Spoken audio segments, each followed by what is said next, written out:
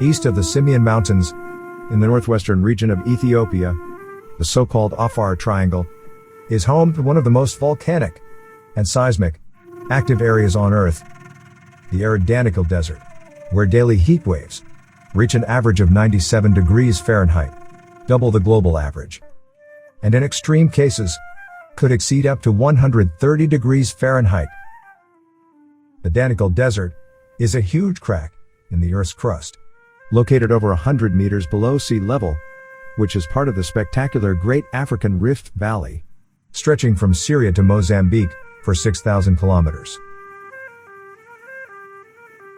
Currently, Celadon Lakes, remains of the Red Sea, whose waters covering this area 50 million years ago, can be found here, and decorated with wind-sculpted salt plinths of morphological forms on the gray ocean of salt, whose deposits reach up to 200 meters deep.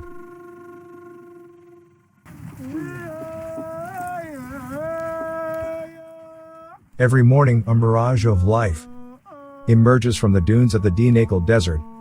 It is a salt caravan of the Afar tribe that rules the area. The term Afar means a respectable warrior and aptly describes the proud nature of these obsessive guardians of the salty areas of the Danakil Desert. Here, assault is still the main means of payment and food preservative, and for the Afars, the only source of income.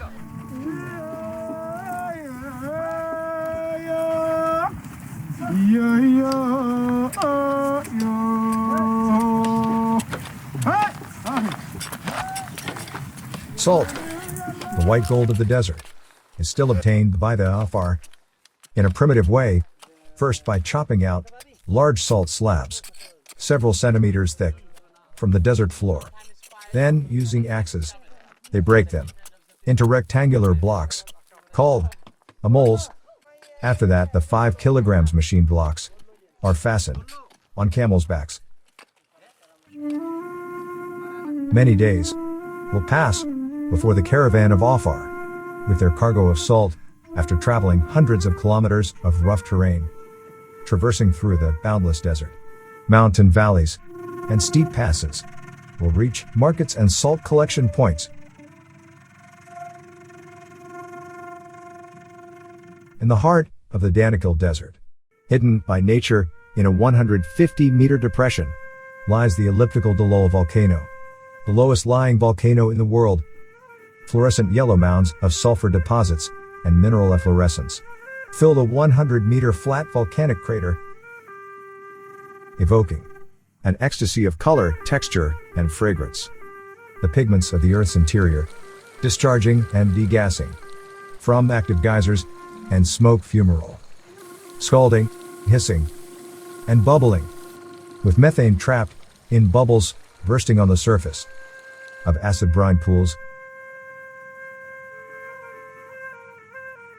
At the northern end of the Danakil Desert, on the Ethiopian-Eritrean border, stands a 600-meter cone of the Erta Ale volcano, which has been active since 1906, with a half-kilometer incandescent gorge of molten rock, the 10-kilometer portion of volcanic desert covered with solidified lava formations. From the camp to the summit caldera, we rode on the backs of dromedaries, the Arabian camels. The edge of the volcanic crater we reached at dusk.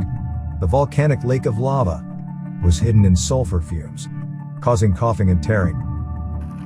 But after a while, Erta Ale appeared to us in all its glory.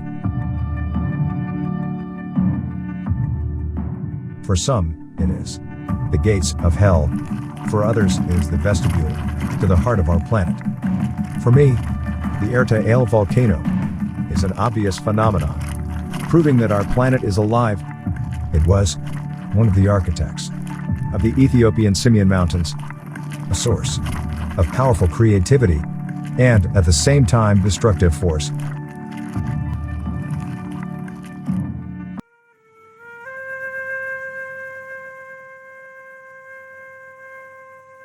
In November 1973, in one of the gorges of the Danakil Desert, paleoanthropologist Dan Johansen found a fossilized skeleton belonging to the common ancestor of man and apes.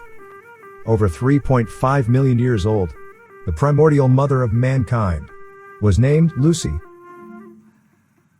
Her nearly complete skeleton can be seen at the National Museum of Ethiopia in Addis Ababa.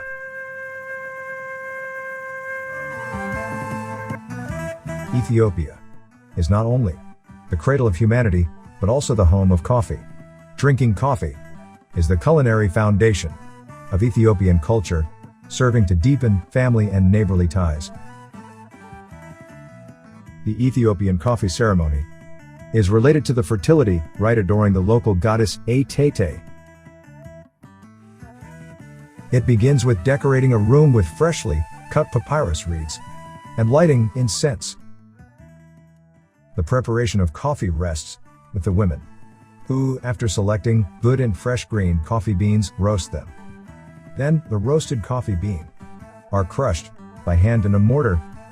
After grinding, the coffee powder is poured into a vessel called jabina. Then the coffee is poured with water and brewed. Coffee is served in cups, called sini. During the ceremony, the ground beans are brewed 3 times. The first brew is called abel, the second is called tona, and the third weakest brew is baraka, which brings a spiritual blessing to the assembled coffee lovers.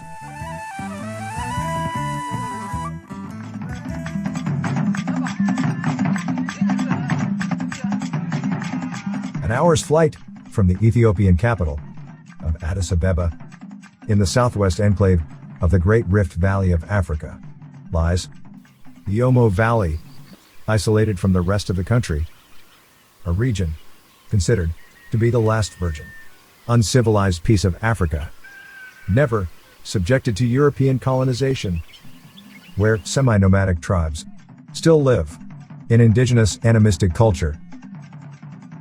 Jesteśmy w Dolinie Omo w południowej Etiopii.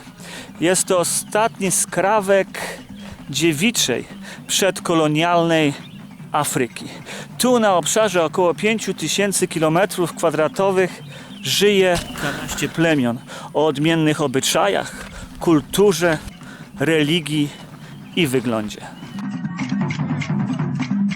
In this small area, 17 tribes coexist, divided by dialect, beliefs, and mythology, and all connected by flowing through this region, the sacred River Omo. A river they depend on, which due to its periodic flooding, fertilizes surrounding fields and pastures, guaranteeing food security for indigenous shepherds and farmers.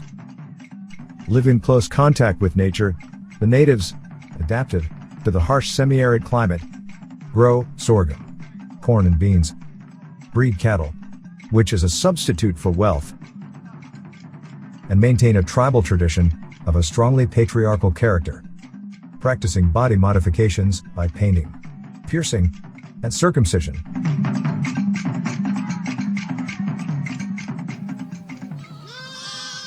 This year has been a fruitful year for the natives of the Dena settlement, located by the Kiski stream, tributary of the Omo River. The related Hamar families living here are in a festive mood. The next day, there will be an old tribal ceremony called bulak, the unique custom of bull jumping, initiation of 16-year-old boy named Haley to introduce him to manhood. Grazing herds of cattle on the savannah, Haley faced many dangers and threats from hostile tribes. And then he showed courage, resourcefulness, and dedication to the family and clan. Tomorrow's ceremony will be a turning point in his life. It will elevate his position and status in the tribe, paving the way for him to have his herd of cattle and, in the long run, to the state of matrimony. The tribe of Hamar is shepherds and polygamists, belong to a group of culturally distinct people known as the Sidmo, descents of Somalian and Arab. It is the most numerous tribe, inhabiting the lower Omo Valley, with about 40,000 members. An important element of their culture is singing and dancing.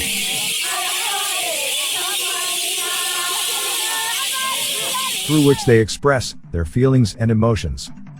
And attention to hairstyle among both men and women, whose hair, curled into dreadlocks, is covered with a mixture of fat and red ochre. There is a gender division of labor among the Hamar.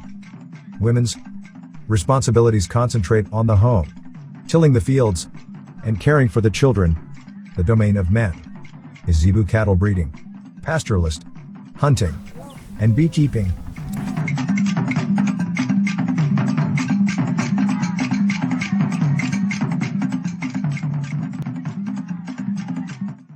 The next day, before noon, a tribal community, invited by Haley's father, came to the village to support and accompany Haley on such an important day for him. The candidate's family prepared korkuffa pancakes and beer made of sorghum grains and rice for everyone.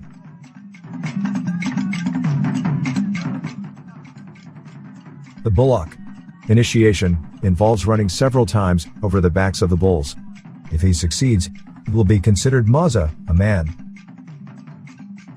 If he falls, he becomes disgraced, a state that he will wear for the rest of his life.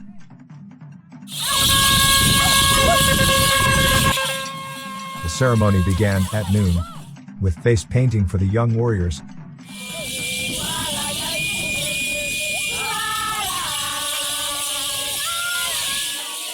And a shared expressive dance of seduction called the conga.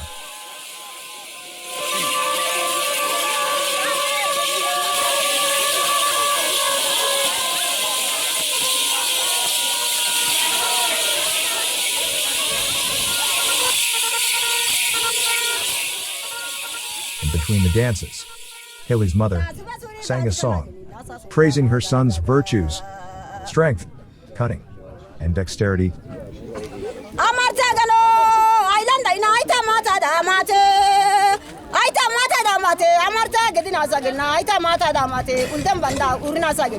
Soon, he will have to prove to his fellow tribesmen that he is ready to become a warrior, to pass from the tainted state of youth to the pure state of adulthood. In the afternoon, the girl's lineage of Haley's family started the Uku Libola, a bloody ritual during which the Hamar women voluntarily submit to scourging, proving their support and loyalty to Haley and his family. The effect of this ritual flogging is to create a moral debt between the young man and the woman. Additionally, in the future, traces of wounds and scars will entitle the girls to an independent opinion in choosing a husband.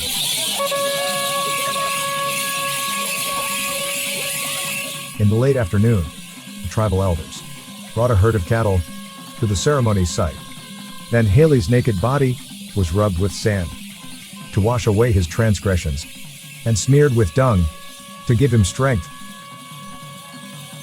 From the herd, Haley personally chose the bulls he was going to run over. Then Maza, the young warriors, lined up the animals to form a bridge. In the rays of the setting sun, Haley confidently ran over the backs of the bulls, symbolically jumping into manhood. A boy died, and a man was born.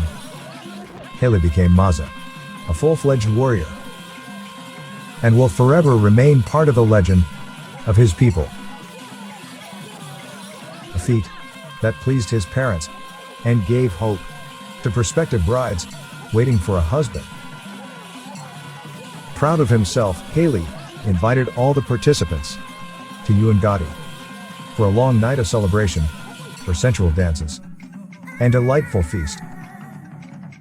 Remembered, and often mentioned, in travel books, the magic of the Dark Continent, and the Victorian era of adventure in Ethiopia aroused nostalgia in me for vanishing ancient Africa. The northern part of the country is often called the ancient creed of the Ethiopian Empire. The southside is still pre-colonial Africa of animist rites. undoubtedly, the modern filmmaker must document the ethnicity of this austere country before it is commercialized into folklore and lost forever.